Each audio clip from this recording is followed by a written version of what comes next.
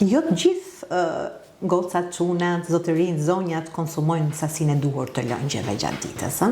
Shpesh herë thonë nuk pi ujë sepse nuk më pihet. Pse duhet pi ujë kur nuk kam etje?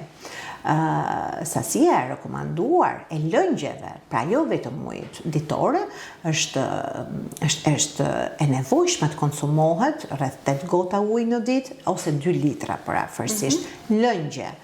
Pra dhe në trajten e çajrave, lëngjeve të ndryshës, por mangësitë dhe mungesa e këtij hidrimi sasie të lëngjeve ne konsumojmë bëhet shkak për dëmtimin e veshka.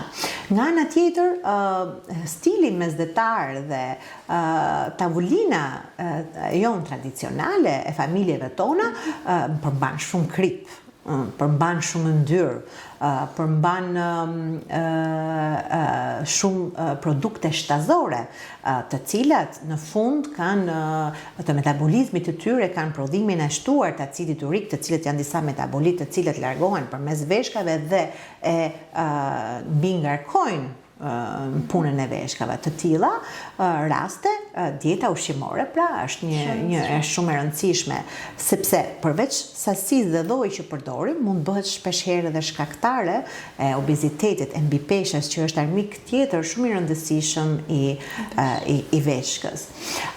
Konsumi i sasive të shtuara të sheqerit, të lëngjeve me sheqer, patjetër që ndikon në shëndetin e veshkës, nuk duhet konsumojmë pije të gazuara, pra me ëmbëlsues, me ngjyrues, duhet të jemi të kujdesshëm sepse ato gjitha eliminohen përmes aparatit urinar.